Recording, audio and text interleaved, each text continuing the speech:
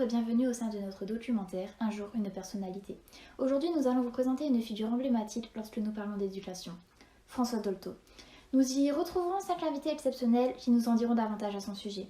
Nous retrouverons un de ses proches, un de ses anciens collègues, un historien de l'éducation, un enseignant de l'école de Neuville et un éducateur de la Maison Verte. Commençons par le projet de Françoise Dolto. Bonjour Claire, pouvez-vous nous la présenter et nous présenter son parcours universitaire ? En effet, je pense que vous détenez des informations inconnues à ce jour. Bonjour, oui, en effet, Françoise Dolto était une personne très brillante. Elle a obtenu son baccalauréat à ses 16 ans. Ensuite, elle a commencé des études d'infirmière assez jeune aussi, où elle a obtenu son diplôme. Elle a suivi aussi une cure psychanalytique où elle a découvert le freudisme et la psychanalyse. Et ensuite, elle a commencé et elle a présenté sa thèse de médecine, psychanalyse et pédiatrie. Et par la suite, elle est devenue médecin généraliste et pédiatre dans un établissement où elle a travaillé pendant plus de 40 ans. Ensuite, voici l'une de ses anciennes collègues, Léa. Vous avez eu l'occasion de travailler en collaboration avec elle. De ce fait, pouvez-vous nous en dire un peu plus concernant son plus grand ouvrage ?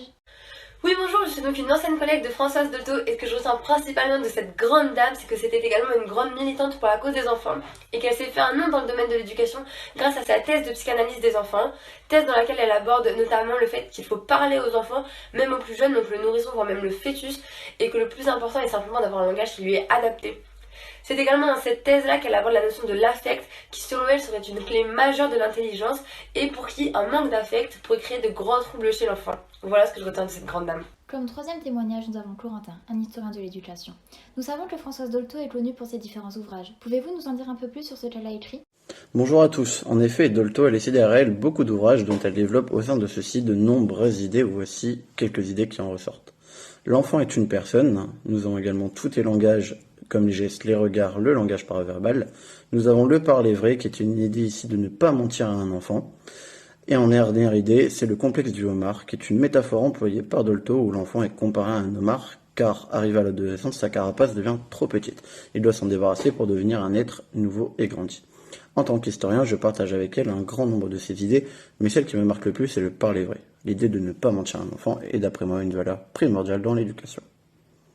Laure, enseignante à l'école de Neuville, va nous expliquer brièvement quelques projets de Françoise Dolto. Bonjour à tous. Françoise Dolto est un grand nom dans l'histoire de l'éducation par ses diverses créations, telles que la création de l'école freudienne de Paris en coordination avec Jacques Lacan.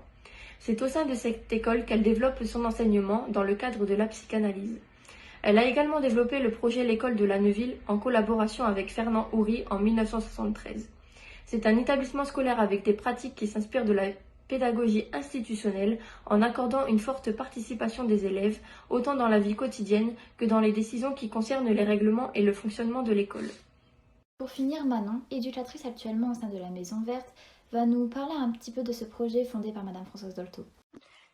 Ce projet est une association créée par Françoise Dolto et 5 autres psychanalystes et éducateurs. C'est un lieu d'accueil, de loisirs et de rencontres pour les enfants qui ont moins de 4 ans, ainsi que leurs parents, dont l'objectif est de les aider dans la vie quotidienne tout en favorisant la socialisation des enfants.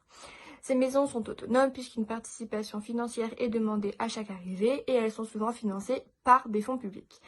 Elles se sont étendues en France et à l'étranger, comme au Canada ou encore en Argentine, et plus de 10 000 enfants y passent chaque année. Merci pour ces réponses précieuses. Le documentaire touche désormais à sa fin. Si vous souhaitez en savoir davantage à son sujet, je vous invite à lire la thèse Psychanalyse et pédiatrie. Je vous remercie de nous avoir suivis et je vous souhaite une bonne journée. Au revoir.